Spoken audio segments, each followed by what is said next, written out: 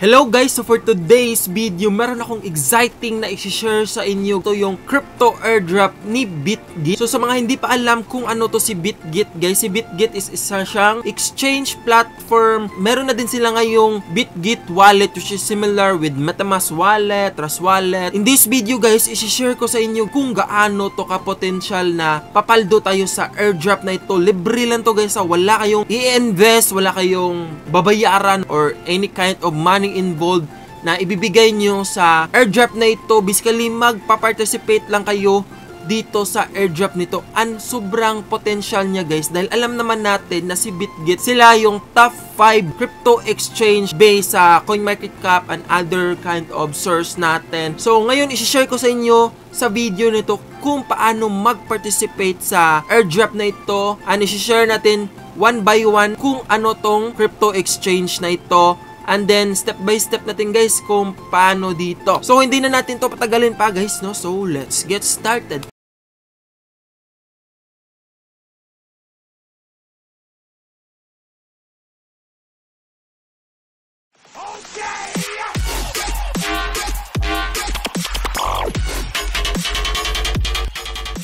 First of all, i-share ko muna sa inyo tong Twitter post ng BitGit wallet. Clarification ko lang guys, iba yung BitGit exchange and BitGit wallet, pero iisa lang yung owner niyan guys. Itong BitGit wallet and BitGit exchange is same company lang yan. Ito pala yung post nila. As you can see, meron silang announcement dito nung March 18 ata to, which is 2 days ago. Nag-announce na sila na meron silang airdrop. And then, ngayon, airdrop BWB points convertible to BWB, which is on May or June yung listing nito. I-share muna natin tong BitGit exchange nila.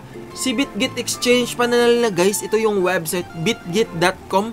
If wala pa kayong account dito sa BitGit, is make sure you register under our link guys, dahil if magre-register kayo under our link, meron kayong mga benefits na magigets galing sa BitGit. And of course guys, ma-update kayo palagi dahil nakasubscribe kayo. So make sure you register and verify your account. So ito yung website nila guys, no? Ito yung BitGit exchange. Meron silang token, to yung BGB. Yung BGB token nila is malaki din yung potential nito, which is listed na siya. Pwede na kayo mag-trade, bumili ng BGB token nila sa website nila or other exchange platform. So ito yung BGB token, ito yung history niya. In the last 4 months guys, yung token nila is nag-pump. If titingnan natin dito guys, no, yung last all time nila na since pag-release nila ng token from the lowest point until now, nag-pump siya ng 1,390%. So sobrang laki ng pump ng token nila. Ngayon, nagbumaba yung market ng a few cents. So potential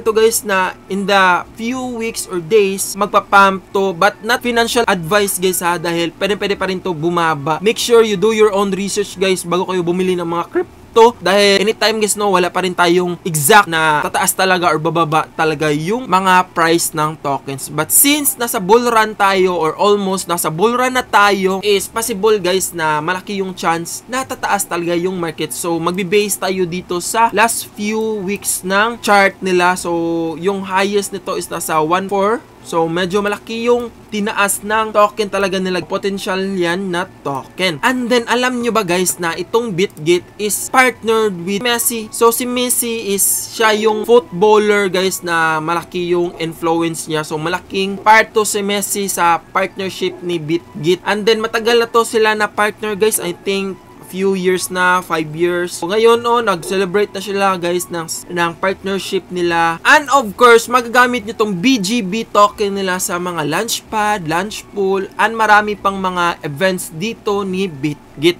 So, make sure you get this BGB token if ever magpa-participate kayo sa mga big events nila, especially sa Launchpool and Launchpad. So ngayon, isi-share na natin kung paano mag-get ng airdrop ni BitGit wallet. First of all guys, make sure meron kayong BitGit wallet dito sa extension. So paano ma-download yung BitGit wallet? Punta lang kayo sa website na ito, which is nasa description below. Download lang yung BitGit extension. Pwede kayo mag-download using Android, iOS, or Chrome extension. Meron din silang APK na pwede sa mga Android phone. So, click nyo lang yung BitGit Chrome extension. Then, madadownload nyo na dito sa extension ng Chrome. Download nyo lang yan. Then, make sure guys na meron na kayong account. So, if wala pa naman kayong account, pwede naman kayong mag-create wallet. Create nyo lang yan. Then, make sure yung seed phrase guys ha, is nakasave yan dahil yan yung login account nyo. If mawawala yan, mawala yung lahat ng assets nyo. So, maboburn na yan dahil hindi na yan magagamit. Make sure you save that in the safe place. Make sure ha, malagin yan ng iba, mawawala or mahahack yung mga assets nyo. So, make sure you put that on the safe place. Login lang natin yung ating wallet. So, ito yung wallet nila. Ito yung sinasabi nila. Meron silang 6 weeks para makasali kayo sa airdrop na ito. Para mag-participate sa airdrop na ito, guys, need nyo nang mag-swap, mag-trade positions. Ang nakaganda sa wallet na ito guys, pwede kayo dito mag-futures trading, spot trading. Then, yung mga features ng BitGit na ito guys, ipapakita ko sa inyo. Ito yung mga supported ng BitGit wallet. As you can see sa MetaMask, limited lang yung mga mainnet na supported sa kanya. But in the BitGit, almost lahat ng mga mainnet networks is available dito sa BitGit. So, yun yung one of the features na nakaganda kay BitGit Wallet. And then, ito yung swap features ni BitGit Wallet. Sa MetaMask, limited lang yung mga features nito. But in the BitGit, guys, no, meron silang limited order support. Meron din silang mga chart, which is papakita natin later. Meron din silang gas-free transactions, trending token spotlight, and meron din silang detection ng mga token na medyo risky, guys. Meron silang ganon na features na madidetect nila na yung token is risky. Meron silang detection of the token authorization. Unlike other Trust Wallet, MetaMask Wallet, is wala silang ganun. So, si BitGit lang yung meron na yun. If pupunta tayo sa BitGit Wallet extension natin guys, meron silang ditong mga token na merong chart. So, you can see, meron silang chart. Click mo lang yan. Then, madadirect na kayo sa website ni BitGit. Ito yung BitGit Wallet. Maraming features dito guys. Almost lahat ng features nandito na sa BitGit Wallet. Pwede na kayo dito mag-swap. So, dito pwede na kayo dito mag-swap ng mga token, buy and sell. And then, meron din silang NFTs dito na potential na magpapa yung value ng mga NFTs na ito. Like, Block Games. As you can see, meron silang maraming games yan. Block Games, potential yan. Na airdrop din. As you can see guys, meron silang BWB airdrop dito. Participate lang kayo guys ha. Make sure you participate their airdrops. Kasi malaking potential to guys na magpaldo tayo sa airdrop na ito. Para mag-get or mag-participate sa airdrop nila guys, you need to swap. Every swap, meron kayong magiget na points. Pwede din kayo dito mag-futures trading. So if mag-futures trading kayo, meron din kayong magiget na points every futures trade. So, if gusto nyo mag-futures trade, click mo lang yan. Example, BTC. Gusto nyo i-futures trade na magpa-pump or mag-short kayo dito or magbumaba yung value ni BTC, pwede kayo mag-buy or sell trade. And then, pwede kayo mag-invite dito ng mga friends niyo para malaki din yung points na magiget nyo guys. Dahil pag yung mga na-invite nyo na friends guys is merong malaking points doon. Meron kayong 20% ata ng points nila is magiget nyo. Malaki yung kitaan sa pag-invite din ng friends, lalo na yung mga maraming na-invite. So, marami talaga kayong points na magiget. And of course, if marami kayong points na nag-get sa pag-participate ng airdrop nila,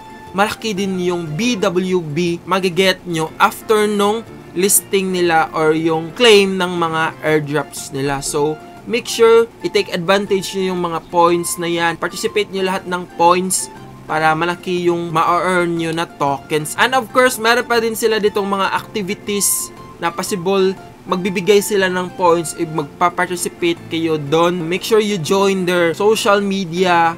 Follow nyo yung Twitter nila guys dahil marami ditong mga updates, especially sa airdrop since 6 weeks lang to. So, participate kayo, follow nyo tong Twitter nila. So, I hope you learned something in this video, and if this video nakatulong sa inyo, please consider like, share, comment kayo sa baba. If you have any question, suggestion, correction, i-comment nyo lang sa baba, and don't forget to click subscribe and notification bell para palagi kayong updated sa upcoming videos natin guys.